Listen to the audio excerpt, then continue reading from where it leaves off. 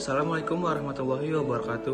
Nama saya Muhammad Arif Bintang Saputro dari Program Studi Manajemen Institut Bisnis Muhammadiyah Bekasi. Nomor induk mahasiswa 2016 12 01 0016. Di sini saya akan mempresentasikan tentang materi uji hipotesis dan uji hipotesis lanjutan. Yang A. Deskripsi uji hipotesis mengenai suatu klaim yang dibuat terhadap parameter populasi akan dijelaskan dalam bab ini.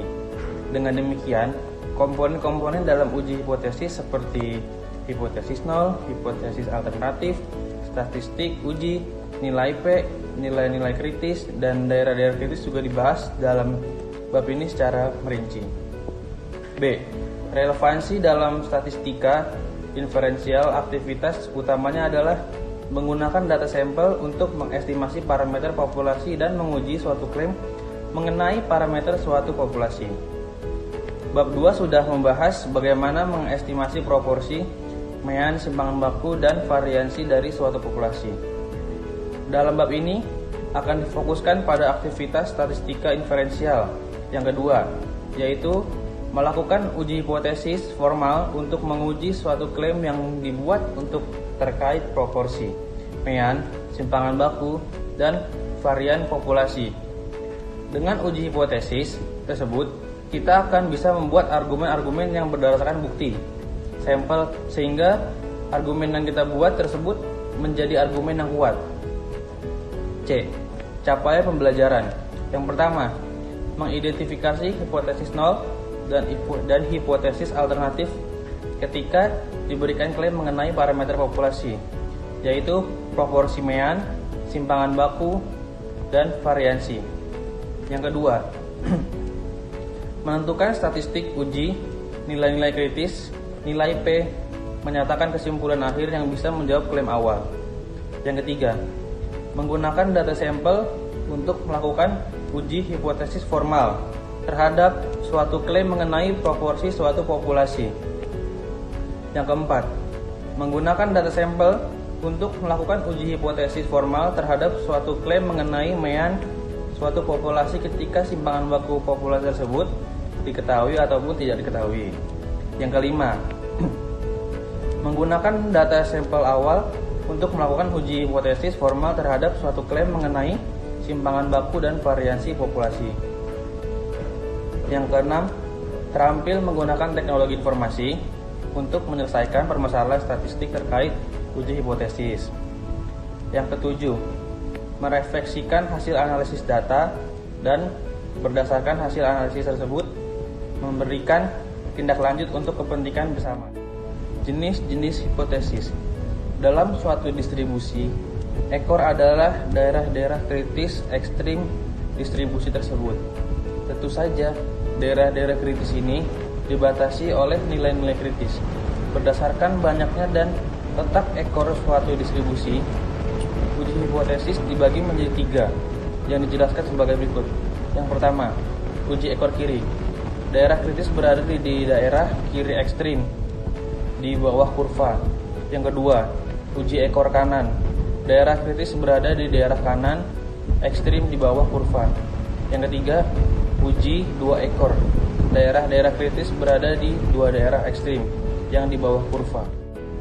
Hipotesis nol dan hipotesis alternatif. Berdasarkan Kamus Besar Bahasa Indonesia Daring, hipotesis adalah sesuatu yang dianggap benar untuk alasan atau pengaturan pendapat. Meskipun kebenarannya masih harus dibuktikan, dalam statistika, hipotesis adalah suatu pernyataan mengenai karakteristik dari satu atau lebih populasi.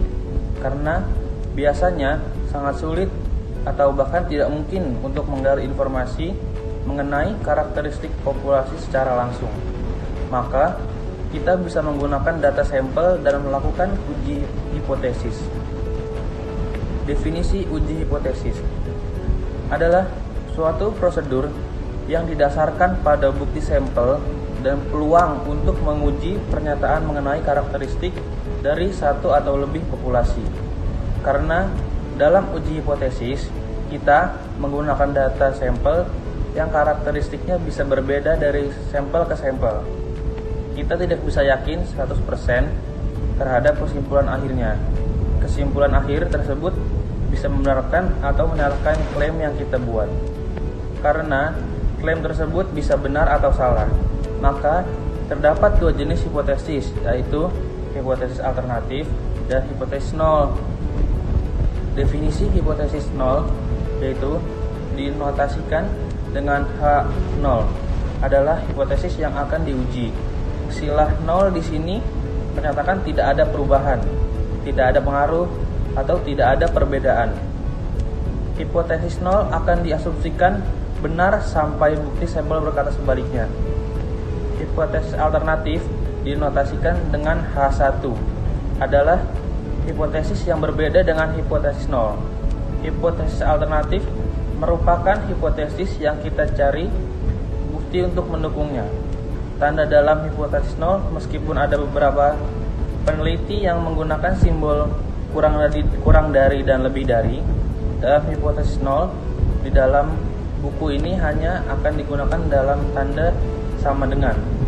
Dengan kata lain, kita mengasumsikan karakteristik dari populasi, yaitu proporsi, mean, variansi, dan timpangan baku populasi tersebut sama dengan suatu nilai tertentu.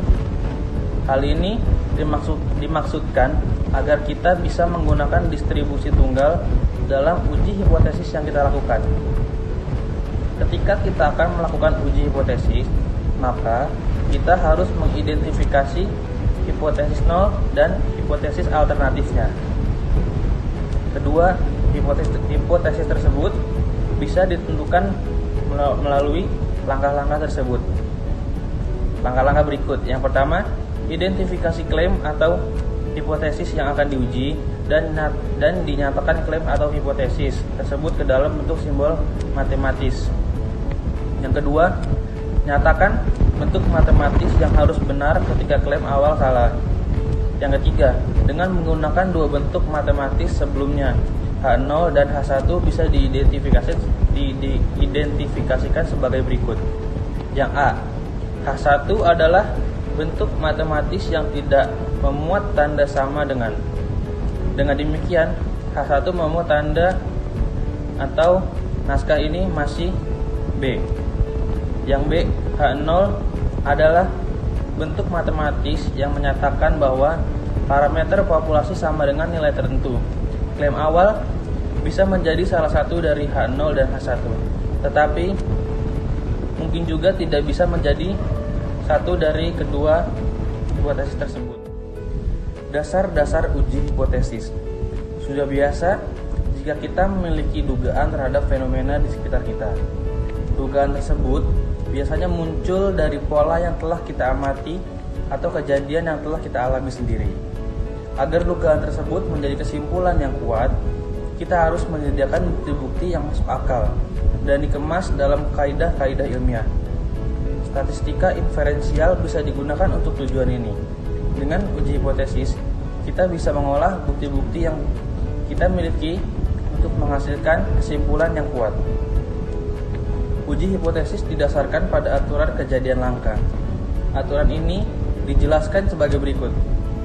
Aturan kejadian langka, jika di bawah asumsi yang diberikan, peluang kejadian tertentu sangat kecil, maka dapat disimpulkan bahwa asumsi tersebut tidak benar.